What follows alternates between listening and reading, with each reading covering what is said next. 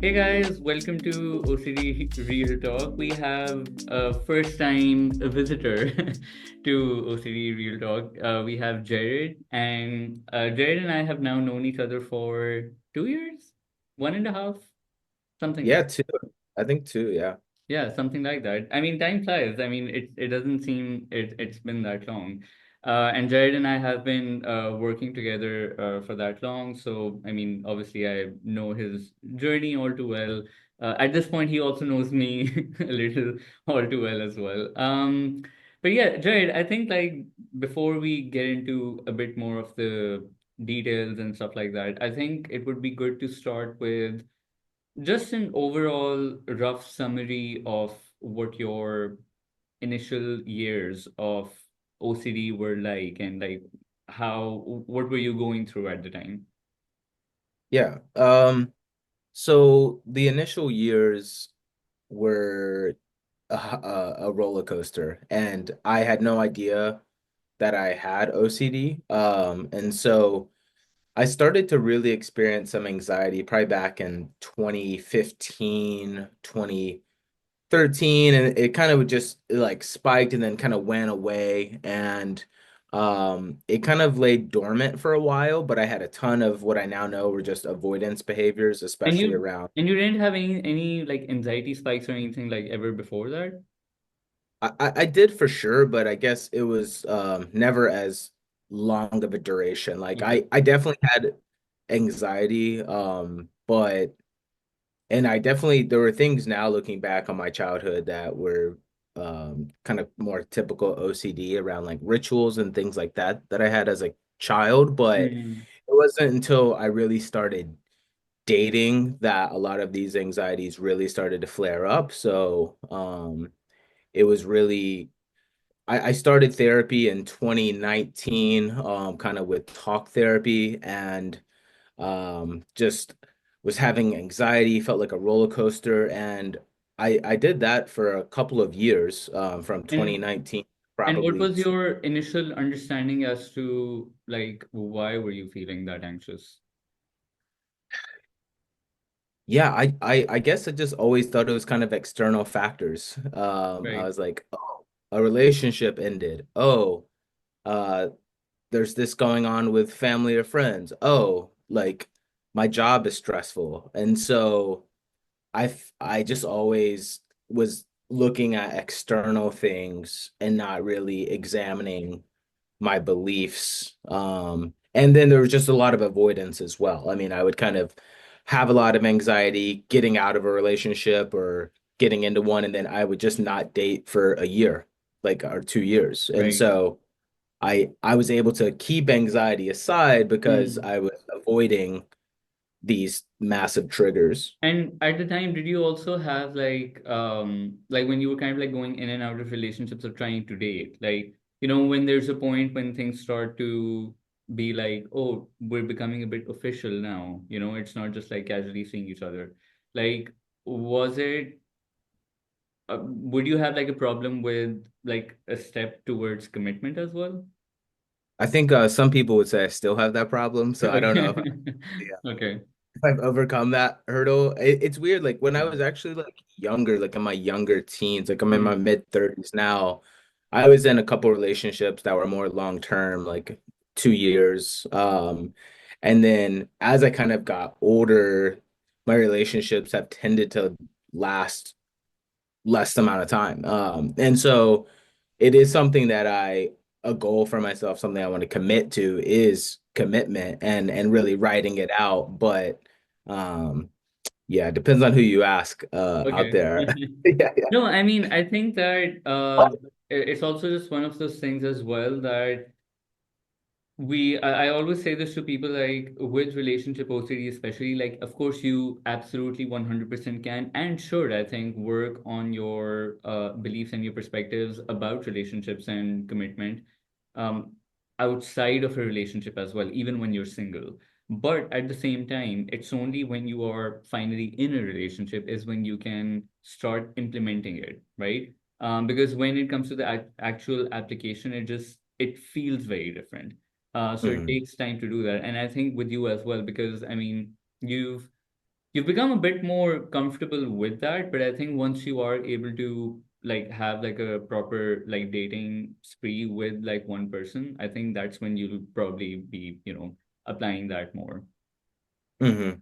Yeah, I totally agree. I mean, I was already doing some disputing on paper and like we started, yeah, probably 2 years ago, and I had done some webinars before, and kind of I knew some of the tools and I was reading some of the books, but Yeah, it really was kind of actually diving in. And also at the same time, a lot of that was wrapped up in harm, OCD, with fear of hurting other people. So right. I really like in that way was always so anxious around a relationship ending because I was like, oh, I'm gonna hurt this person and damage this person. And so it was like all of these things I kind of identified, and even in talk therapy in 2020, 2021, Yeah, but never really had the kind of like, no, you got to jump into the water to swim. And yeah, so that's in the past 2 years, I think a lot of my growth has really come from those concrete kind of exercises and realities of like be more assertive, like go do this, and then like yeah. I do it. So yeah, Yeah, no, yeah, absolutely. Right. So up till that point of having, okay, then talk therapy and having identified these things, like what in your opinion was like, okay, this is going to be my next step in dealing with my anxiety. like OCD recovery, like that, like Whether choosing. it was OCD recovery or like just generally like at the time, what was your understanding as Hmm. to what was the solution to your anxiety? Yeah, I think I just realized that I kept talking about the same issues over and over again, and also just wasn't, I was kind of like doing talk therapy, and I had become really attached to my therapist. And I just really liked the guy too. So I was like, I don't want to leave him. But I also just realized that it kind of like hit a ceiling. And Hmm. at the same time, had gotten like, started reading some of the articles from the website on OCD recovery and watching some YouTube videos. And I was like, ooh, this actually seems like the right path. Like they're talking about anxiety differently. Yeah. And, um, yeah, so I realized that I was like, I'm not getting the solutions. I'm not living the lifestyle that I want to. 3 years into talk therapy, I definitely had gotten better, but I was not where I wanted to be. So it was really just kind of like a willpower thing, and also of Yeah. like, oh, like catastrophized thinking was just being talked about differently. And I remember on my very first call with Rob, he just asked me this question, like, what's so terrible about that? And I'd never been had Ask it that phrased question. Yeah. directly, and I was like, oh, actually, wait, like it just like cut through all the mental chatter, and I was like, yeah, I'm not sure what's so terrible about that. And so then I was like, okay, this is the path for me for until I get to where I want to be. Yeah. No, I remember having that feeling myself as well, I think, in talk therapy, which again, it had its own benefits. And I think like it's nothing that I don't consider that time wasted necessarily. Like I think because if I had, chances are, if I hadn't gone for talk therapy, in my mind, I might be wondering, oh, what if I have to go to talk therapy in order to unpack this kind of thing as well? Like maybe that Yeah, yeah. discussion would have been there. But because I like did that and I, did it to death, I was in talk therapy for not consecutively, but like slightly on and off for roughly, you could say, 5 years. I also did group therapy as well, for some time as well. It definitely gave me a lot of awareness about, of course, like human behavior in general and, why I react the way towards certain things and my relationships with my family and friends and all those things. But exactly that, I felt like there was a ceiling that I remember distinctly having that feeling because my therapy session was what, an hour long at the time. And I think I was 15 minutes into the conversation in that session, and then I had nothing else to ask. Like, I was like, because I already knew the answer to everything else, and I had nothing else to say. And I said to my therapist, I was like, I don't know. I feel like there's nothing more for me to discuss. And she was like, I don't know why, but I felt like this moment was coming. And then she was like, well, you can sit here for the rest of the 45 minutes if you want, or you can leave. And I was just like, I guess I leave. Okay, bye. I'll see you sometime, maybe in the future. But that was that, and then I Yeah. felt like I needed to switch it up or something. Yeah, it was kind of similar. I mean, I like tried to quit a couple of times because I knew that I wasn't getting the results, but I was like just too attached. And then ultimately, I think I just came around to realize like I also did group therapy for years, really loved the experience and Yeah, helped me a lot just kind of socially, yeah, but yeah, kind of my core problems, the core anxiety and fears, I feel like I wasn't able to tackle in those other spaces. And so I was like, it was kind of like going from like just like using a saw to like a scalpel. And I feel like I was like, I right. needed a Yeah. scalpel to really start digging into these problems. No, that's a good way of putting it for sure. So like where So of course, I mean, after that you came to OCD recovery and like you have, made progress and you felt like you've made a lot of changes. Um, what would you say in working with OCD recovery and, working on your beliefs and also being able to identify compulsive behaviors that you probably didn't even know were compulsive in the past? Like, what would you say in your personality or like what are the one or two biggest changes that you've seen in your personality? Yeah. So, I mean, one of my big ones that I think am chipping away at is just the fear of sadness. And so, Right. especially like this time of year, like usually in the winter, I kind of have a lower mood. And so Yeah. like I always kind of like brace myself for like this, like, oh God, like I'm gonna be depressed, there's no sun, like woe is me. So no, but I think this winter I'm just taking it more in stride. Like I think I used to, one of my things that I've taken away personality too is just realizing that like feelings really can come and go. Like I Yeah. think I used to, I didn't have the understanding what a setback was previously. So like I'd be in therapy and things seemed to be going well for a couple months, then I'd feel awful for like a couple of days and I'd be like, Yeah. oh my God, I'm back at square one. And so I've been able to chip away at that belief and that kind of extreme thinking that one bad day equals forever. And so just kind of able to contextualize bad moments better. So I would Yeah. say those are two pretty big shifts.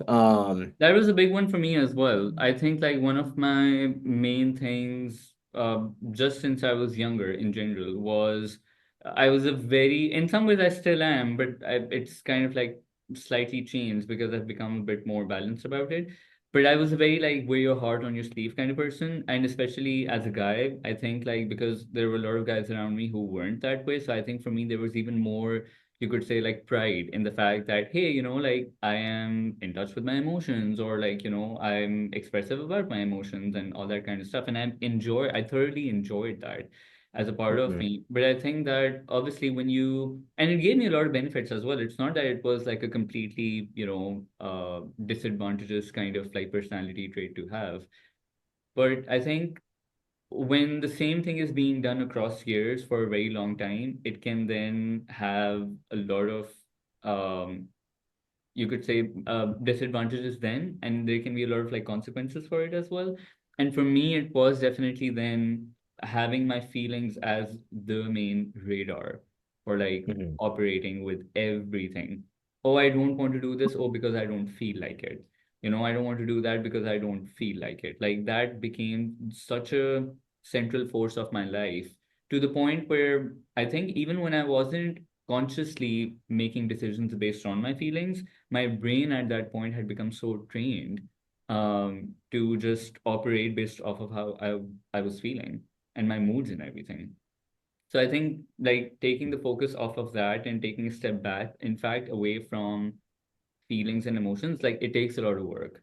And it takes a lot of time to be able to, I mean, I still have that as a part of me, but again, like I said, it's far more balanced out and diluted with, you could say, like again, a more pragmatic approach to life, and not just like, oh, I don't want to do this because I don't feel like it kind of thing. yeah, yeah, yeah, absolutely the same. Yeah, it's like And sadness is one of those things like you probably also like sometimes perhaps feel it, where Like sadness feels that kind of like sticky feeling because it's not just in sadness, it comes with that kind of like demotivation kind of lull as well. Mm-hmm. Absolutely, yeah. And it's like, yeah, I think just not using, like you're saying, like feelings as a motivator, like for action or inaction. Like I think it Yeah. can go both ways, but yeah, same way. It's just like I think I've been able to just you can kind of like turn on rational thinking. The other thing I wanted to ask you was also that, and you can tell me if you like agree with this or not as well, that the two significant changes that you've mentioned are quite big, right? And I feel like they do seep over into so many aspects of your life and your daily behaviors and the way you're operating, even in your job or your relationships and your friendships and whatnot. So with all of that, like, what would you say since the last 2 years, like, over the last 2 years till now, what are some things where you felt like, oh, this is where I never thought I ever could be, or these are the things that I never thought I could achieve? Mhm.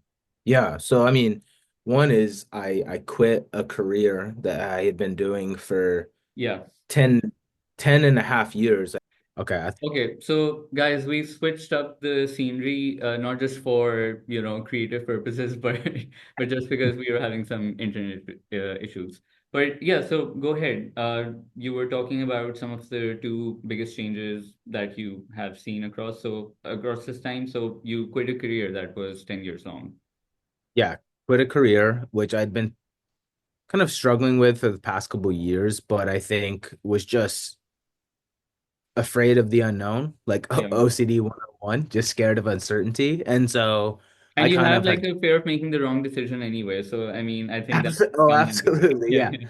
Yeah. So yeah, it was just like layered on top of like analysis paralysis for a year. And finally just said, yep, moving on. And so I mean, it's landed me in a career that I never really would have imagined. Like I'm Hmm. doing kind of marketing and so that was a huge change. And then I mean, uh other changes would just like be dating in a kind of interval and regularity that I had not had previously. It would be, you know, date someone and then like 5 years later maybe date someone else and then so Yeah, I there was wouldn't a say lot of irregularity, I remember, and a lot of avoidance, in fact, initially when you came in. Yeah.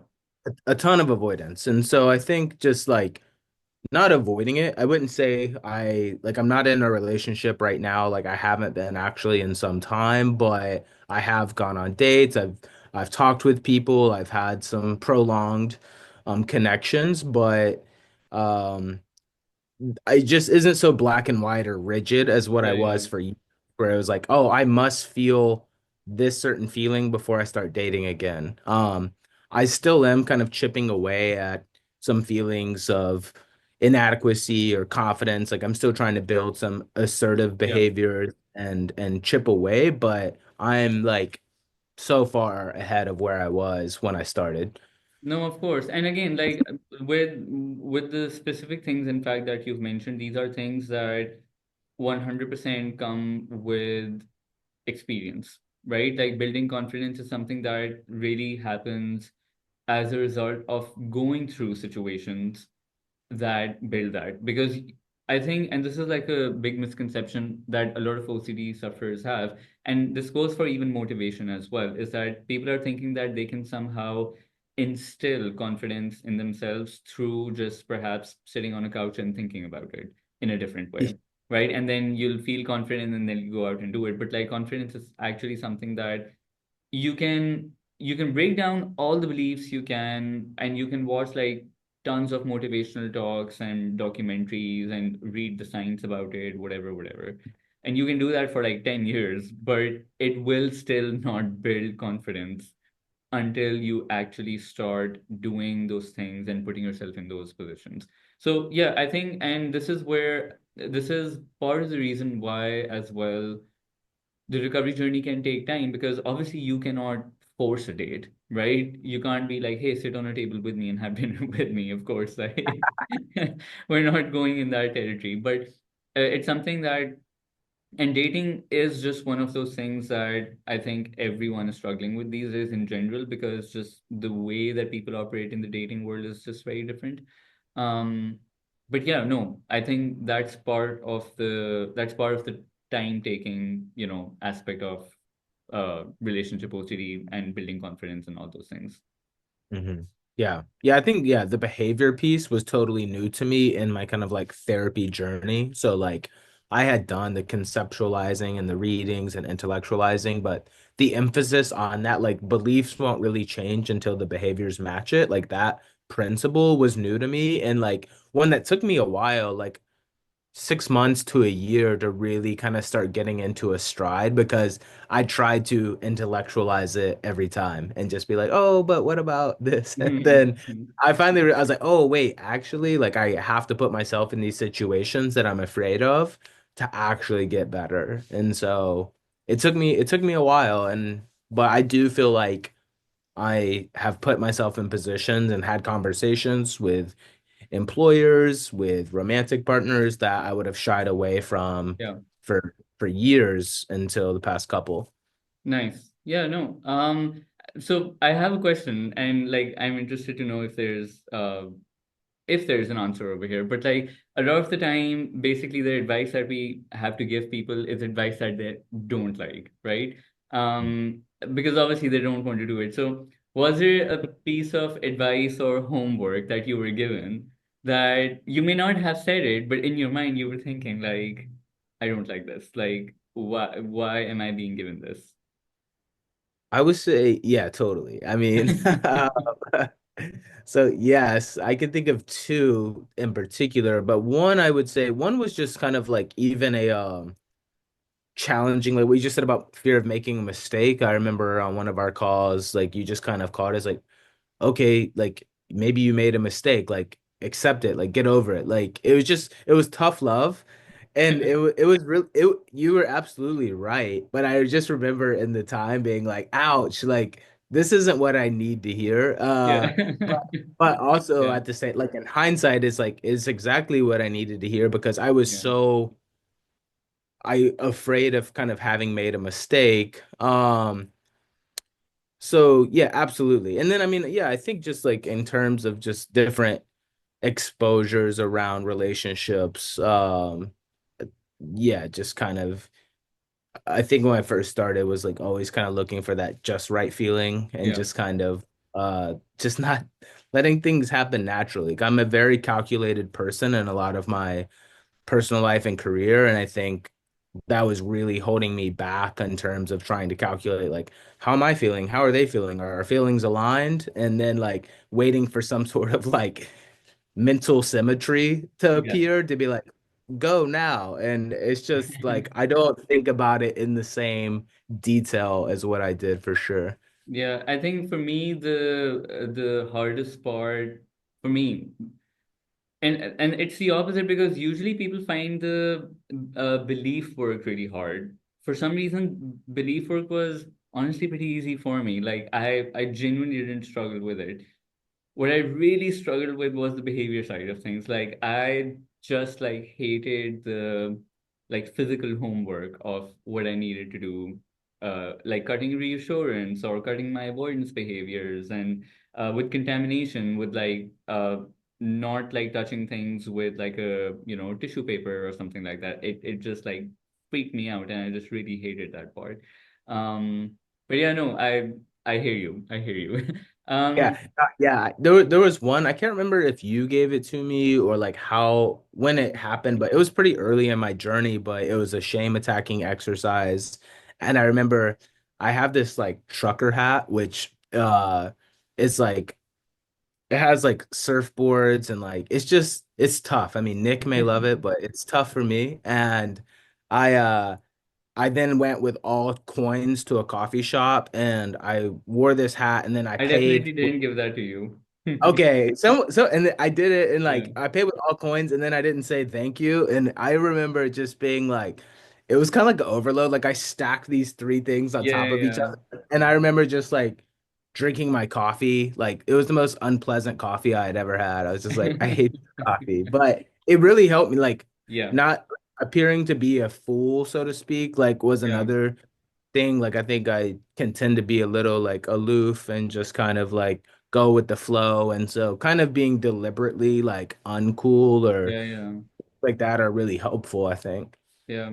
I think on that front, and this sounds so silly now, but like an exposure for me would be to say, "Oh, I don't know." Like I just hated saying I don't know. I wanted to always appear as someone who has the answer, or like someone Hmm. who has something to add, or someone who's uh not in the know, you know. Like it was just a huge thing in that way. So on the flip side, then my question is that in like the 2 years that you have, worked with us and you've worked on your recovery journey and everything, like what are some things that you have like really liked about this approach? Hmm. Yeah, I think just it hits it from so many different angles. Like again, Mm, there is the reading list, so there's kind of like the that just feels kind of like like a steady backbone, I guess. And then the webinars has been really helpful to see how many people actually share some of the struggles that you yeah, do as well, because um I always had a hard time talking about some of this in my group therapies because, for example, the nature of the intrusive thoughts. I mean, I'm like, I'm going to jail, or like just doesn't seem to be the same sort of space and community. yeah, And so I feel like I was pretty authentic, but I was pretty selective in what I would mm, share. And so I feel like in these groups there was a level of just transparency about it all and being like, you could have these thoughts, these thoughts, these thoughts. And I was like, yep, yep, yep. So like that. And then the amount of different types of content. Like I do love to read. So like the books for me were not that hard, or like Ellis is dense and meditations is dense for sure, but it was kind of like you were saying with the belief work. It kind of, that was a nice aspect of it for me, actually. I was like, ooh, like I like to yeah, read. And then and then the behaviors, like the targeted one-on-one stuff that you would give me during sessions or after sessions.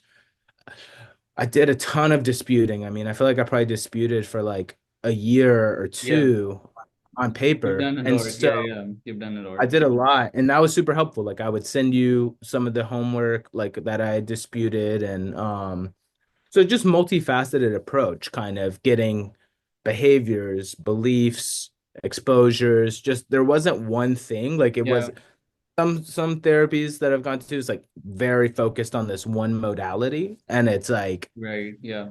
with OCD recovery, there's like five or six different angles at all times chipping away. Yeah, no, and I think like for me, as in doing one-to-one calls, I think like the interesting aspect for me is always that I don't know where the call is going to go, right? And I don't know what kind of new information will kind of like that will reveal itself, to me, where I can then be like, hey, wait, like because someone will mention something just just in passing that, oh, yeah, this happened and blah blah blah.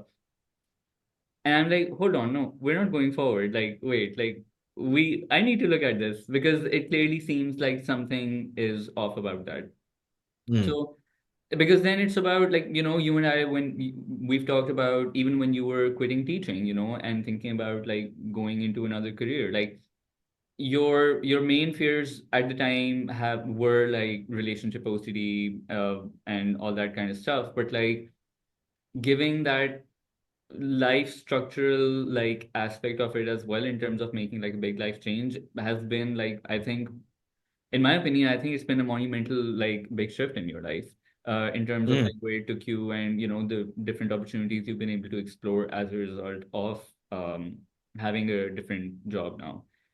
So I mhm, think like I agree with that. And I think that's what even for me is like an exciting part of like working with people on this, because then I'm looking at so many different aspects of their life and how they're operating. And then you have to kind of like approach it like from different ways. And sometimes the very thing that people feel like, or even I might feel like sometimes will not really create that big of a difference. It will create a difference, but not that big. Sometimes be ends up being the thing that creates like a huge difference. So for me, it's also kind of like exciting to see that, okay, like where something can, take someone in terms of how they feel. I had that with myself as well, like there were so many things that came as a surprise, things that I felt like would make me feel much differently, ended up creating relatively smaller change versus something that I thought wasn't significant, create like a huge change. So it just goes that way. Yeah, totally.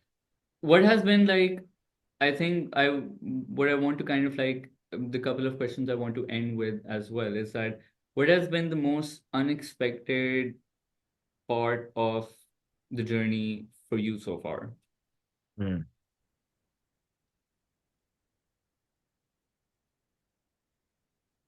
I think two things kind of come to mind. One is um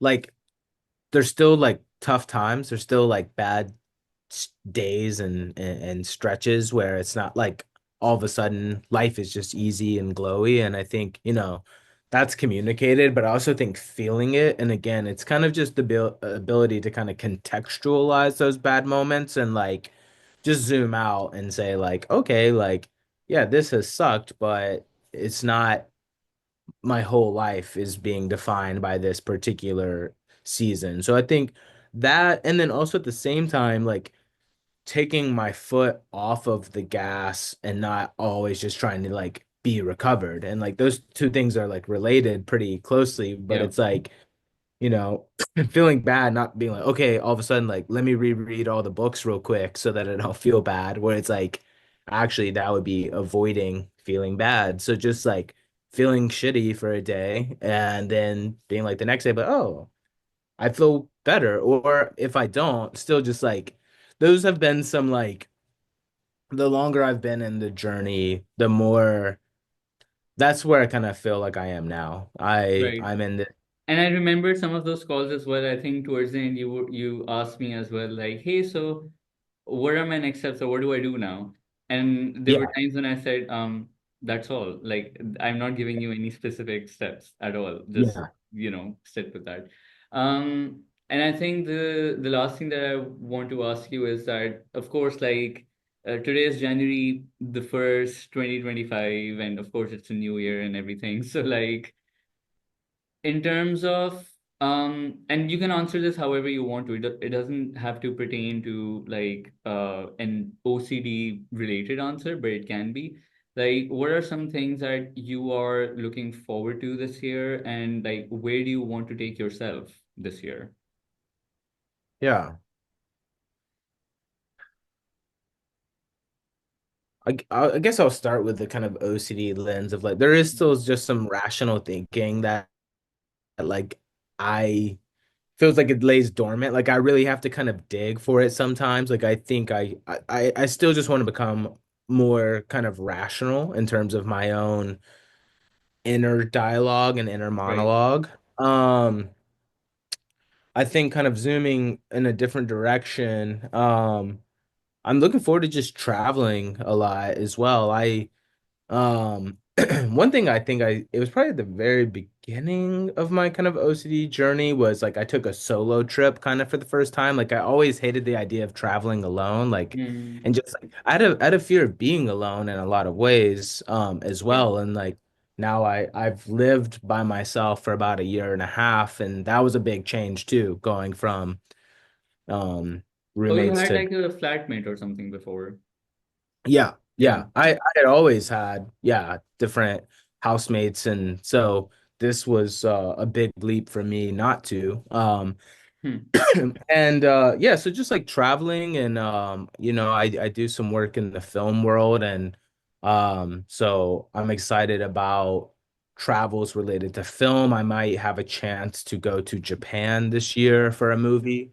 And so Nice. just That's really getting exciting. yeah, yeah, I'm stoked. Just, So just just some just some casual like product placement, we're also doing over here. yeah, Yeah. absolutely. Yeah, yeah. What's your So film festival called again? the U-Ray. The E-World. International Yeah, yeah. Festival. Yeah. Yeah, Mm. so That's really exciting. I think those are some really good things on the horizon. yeah, yeah. And What about you? possibly What's moving to another place. I don't know. yeah, You're also yeah, considering that. Yeah.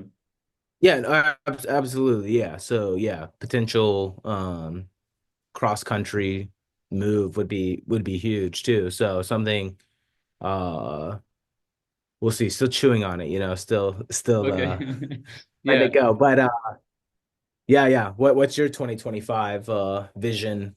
Ooh, I mean, I really haven't thought too much about it. I think because I'm not someone who plans too far ahead with some things, but a couple of things. I think because I started over the last 2 months, I started working on my book of poetry. So I think like and really like compiling it and putting it together. So now I have like a bit of a vision for that as to where I want to take it, how I want to structure it and everything. So I think this year I hope so. Like the goal is to essentially finalize that. Eventually, like whether it gets published or not, or I mean that's something else. But like I at least want to do my part in like, finishing the product at least.